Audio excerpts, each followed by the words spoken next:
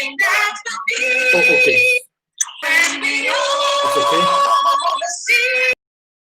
sing and shout the victory and traveling days are over, not yet to heaven. What a day of sing that will be. When we all see Jesus, will let us stand, be true and faithful, trusting, serving every day. Just one glimpse of Him in glory, and we all get to heaven. What a day of rejoicing that will be. When we all see Jesus, we'll sing and shout the victory. Onward to the Christ before He will behold. Soon the pearly gates will open. We shall tread above. When we all rejoicing that will be.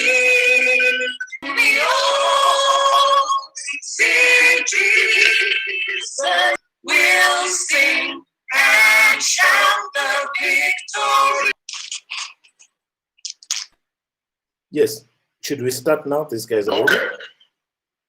So I think appearing all might and power, humbling himself even to live among us, and even over to you, Pastor B.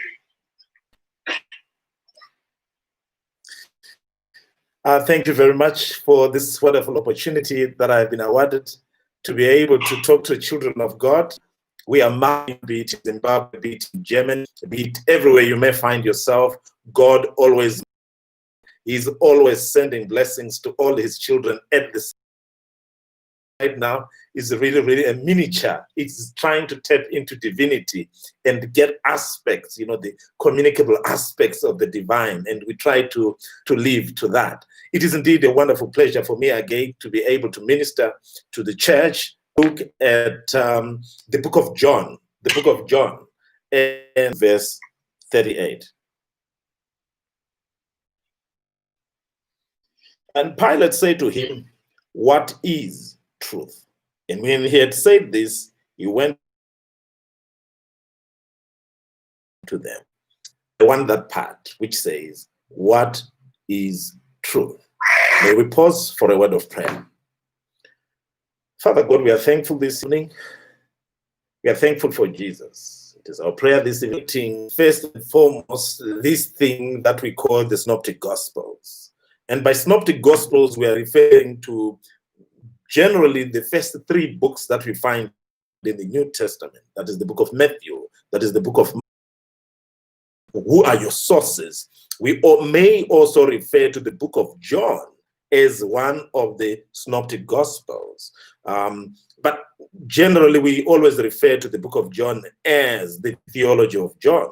But there's nothing wrong in classifying this book of John as a synoptic. And that word synoptic is not a very, very difficult word. It is a compound word, which means it's a word that is made out of two words, syn and optic. Syn as in S or C, yeah, optic, syn, optic. And if you have done your English well, your science well, you are familiar to that word seen, as in not as in sin in terms of morality, but seen as in being together. This is where we get the word synthesis. Yeah, I remember when we went to high school and they taught us about thought to bring them together, because all has to do with what you see. So when they say synopsis, Matthew, Mark, Luke, and John, would read them together so that we see it together, not reading independently, but spend the whole evening trying to describe and trying to explain what gospel means.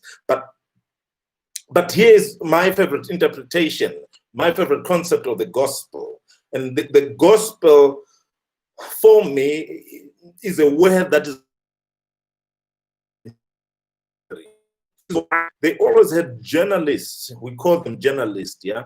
These are people who would come back with war stories. And today we call them war correspondents.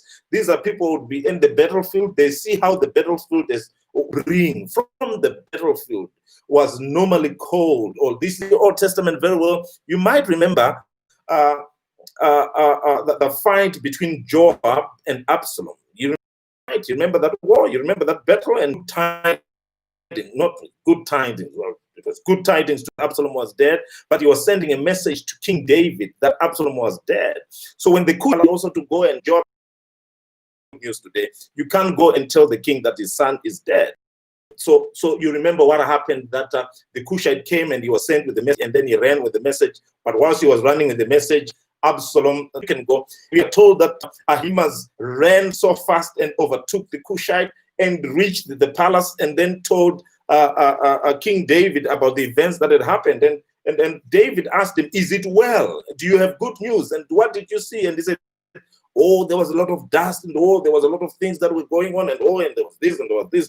And then David answered him a question, a specific question: "Is it well with my son Absalom?" And the Cushite then said, Ahimaaz then said, "When I was sent, I didn't see properly. You know, he didn't have the good news without a message." So it's from these events that we find the word gospel, good tidings about the war. And then came the Cushite, and the Cushite came. And David asked a specific question: "Is it well with the young man? Is it okay with the young man? Is the young man Absalom safe?" And all the enemies of the king like young Absalom. And David knew that Absalom had died. And then whilst I'm there, I want to highlight that we are living in a world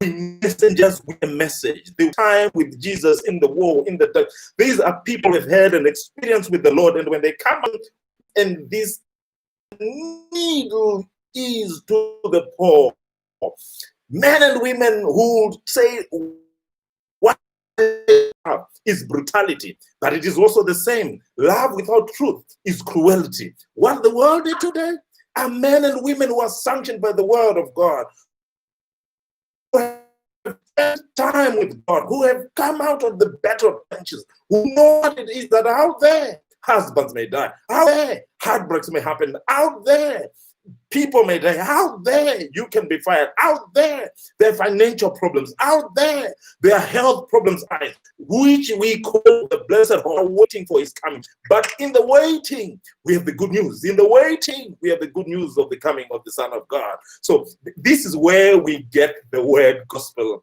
I'm shocked, I'm already getting excited when I was just trying to explain the gospel. The gospel comes from there. Good news about the war. And we have the good news about the war. What good news do we have about the war? We have seen the end. We have seen the end. Why? Because it tells, the Bible, the good book tells us that the end, it is they who are with Christ defeated. And they that be found with Christ shall be resurrected, and they shall mount up with wings as eagles, and they'll go with Christ, and they'll be with him in heaven for 1,000 years, and after the 1,000 years, we'll come back and dwell on earth again. That's how it is going to end. So we know how this thing is going to end. So I have made my decision, and I've made a decision that I will go with Christ all the way. So we have the good news. We have the good news. So let's go back to the gospel, to the synoptic gospels. Yeah. So when you go into the synoptic book of Matthew, I'll give you a background about the book of Matthew, not just a background, I'll just give you what Matthew talks about. Matthew is a book that is an enigma. It is a book that tells the story of Jesus from a Jewish perspective. Jewish nuances, things that make sense to Jews in the book of Matthew. So, for example, Matthew chapter 1, the genealogy starts with Abraham. Who's Abraham? Abraham is the father of all Jews. Abraham is the father of all Jews. He's the father of Jews, right? Not just that. You find Jews are fond of mountains. They love mountains, yeah? So you find very early and the rest top mountain, which was called Ararat. Not just that, you find Abraham taking his son Isaac, and they go to a mountain that is called Mount Moriah. You find Moses also receiving the 10 commandments on Mount Sinai or Mount Horeb. You also find the Jewish mindset. The Jews believe that Moses went on top of a mountain on a Tuesday and then came back on a Thursday. They are fond of mountains. So the first sermon of Jesus, unlike Luke, is not preached in a synagogue. The first sermon of Jesus is preached on a mountain. Yeah, that's Matthew chapter 5. This sermon on the mountain, and he delivers like Moses came with the 10 commandments, like Moses came with the 10 commandments from the Mount of Horeb. Jesus also comes with the new commandments from the mount. He is talking to Jews. So in the book of Matthew, Jews back then used to pray and say, I want to thank you, God, I'm not a dog. I want to thank you, God, I'm not being downplayed. Yeah, women in the book of Matthew are downplayed. Actually, when you look at Mary in the book of Matthew, she doesn't understand what's going on. Joseph is the one who understands. Remember Matthew chapter 2 from verse 17.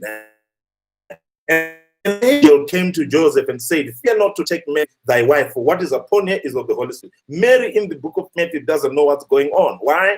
Because Jews have a very special concept about men. Angels talk to men. God talks with men. He doesn't talk to women. It is in the book of Matthew where Jesus also says we do not give children's food to dogs. So women are really, really downplayed in the book of Matthew because it is a book that is written for Jews. So if Jesus dies on a mountain, he even resurrected on a mountain.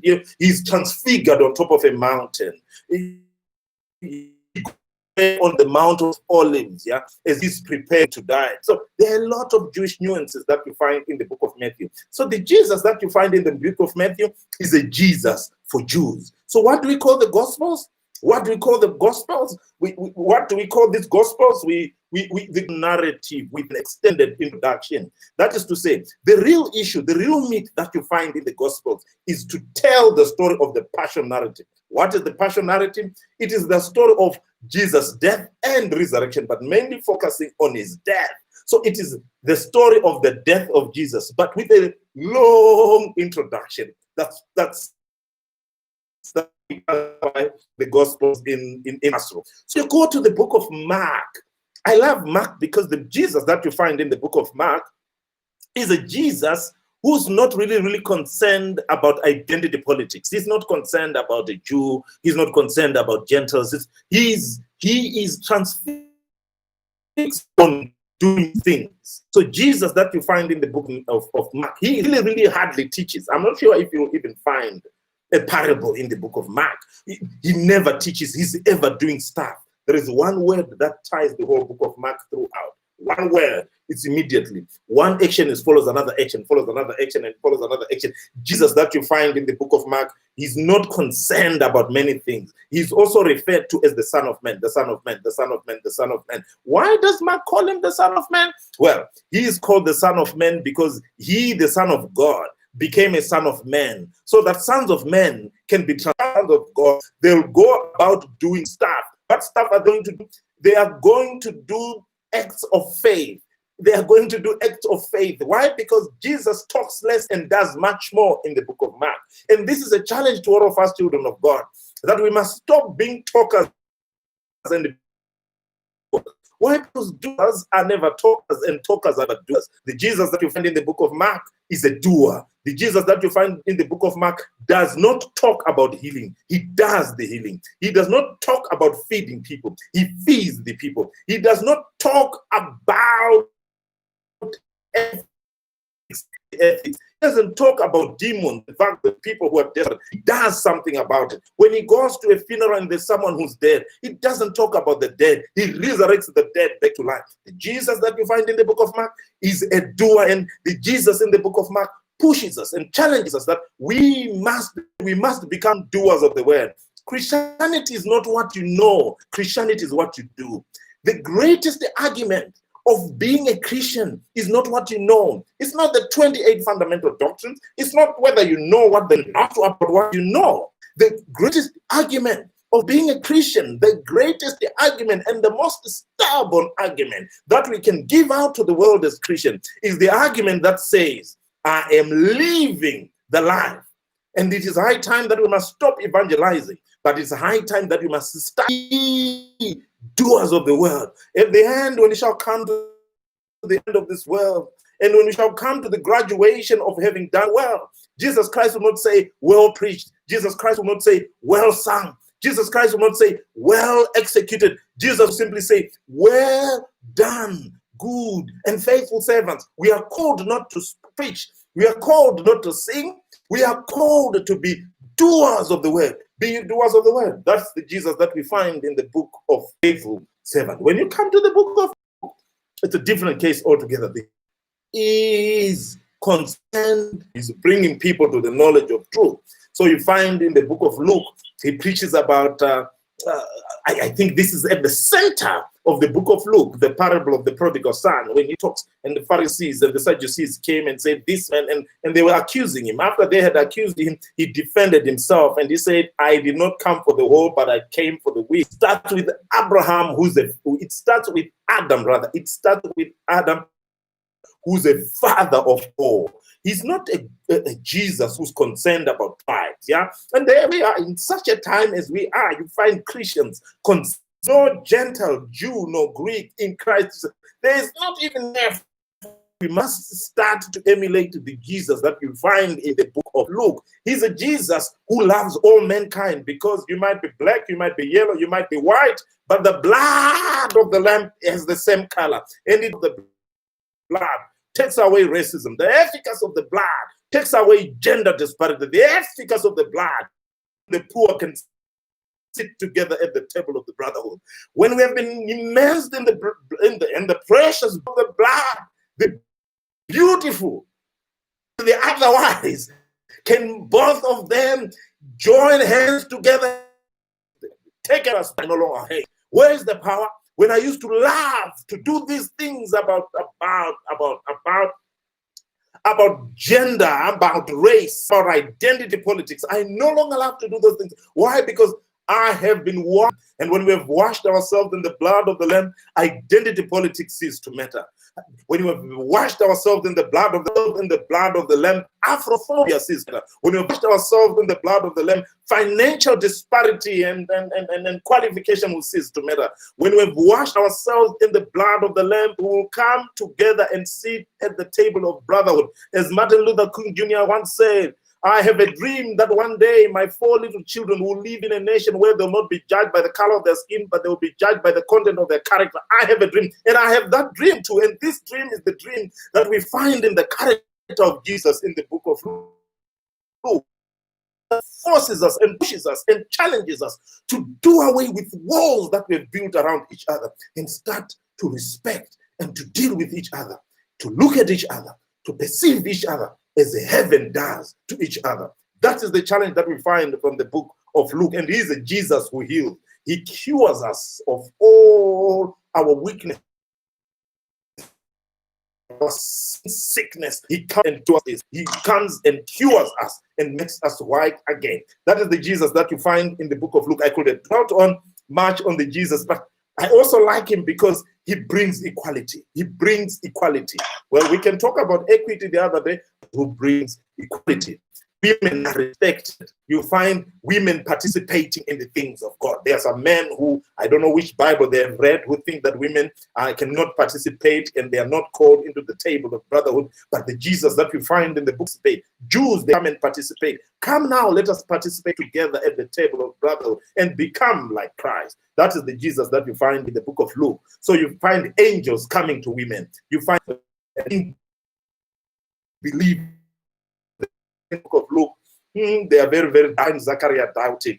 It's something else. But the book of Luke calls us to the table of brotherhood and becoming one. But I'm interested in the Jesus of John, and there is no way there is to conclude about the Jesus that you find in the book of John. Because the Jesus that you find in the book of John, unlike what you find in Matthew, in Mark, and in Luke, in Matthew, Mark, and Luke, both these writers are testifying about Jesus. The book of changes. Why? Because the Jesus that you find in the book of John is not proclaimed.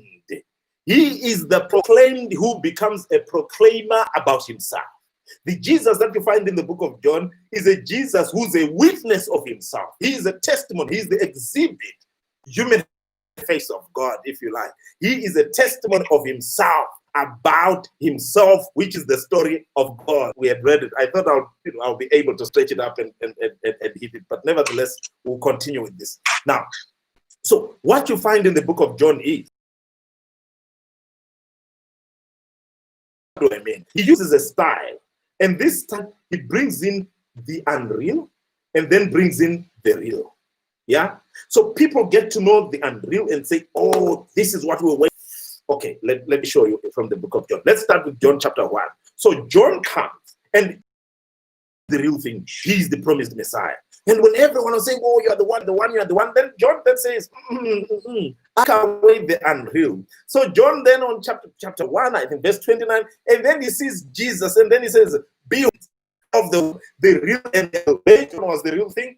John says, I'm not the real. John chapter 2, you then find there is wine at the wedding, and people have drank wine, and they drink wine, they drink wine. After they drank wine, and then the chapter 3, you find Nicodemus, he's the rabbi, yeah, and they thought that was the rabbi, and a teacher was from God. But Nicodemus, who they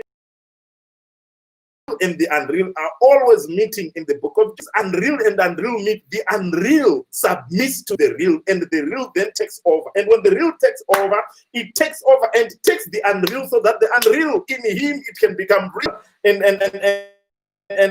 they thought that when one was thrown in, stepped in that sin, Jesus then stepped into that sin and pick up your mat and walk. And he took up his mat. You go on. You remember what happened? Chapter 5, chapter 6. This woman saw there's water. You remember the story of the pool, the story at the well. And this woman is saying, oh, I mean, how can you take the water? And Jesus then says, okay. And they go into a conversation about worship. Yeah, they go into a conversation about going to church. The time is coming, and now it has come, when they that worship God will neither go to this mountain or go to that mountain. Why? Because I'm the real thing that has come. The time is coming that they that worship God must worship him in truth and in spirit. And here's the question of Pilate. What is truth? What is the real truth?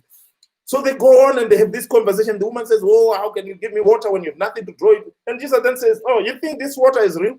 I am the real thing. I am the real water, because I am the water of life. If you never again. And then you have the conversation. But what I want you to see is the real and the real unreal are always meeting. You go on to chapter 11. You find this in every chapter. I'll end with chapter 11. You go on to chapter 11. And Lazarus is dead. And Jesus delays to come. And finally Jesus comes 4 days later. I mean, and they're crying. And she says, she gives a testimony of her faith. She then says, I know that my brother shall be resurrected at the last day. And Jesus says, no. The resurrection at the last day is unreal resurrection. The real resurrection is me, because I am the resurrection and the life. I go and resurrect him. Why? Because truth. The same question is true when you go to the Latin. I would not be.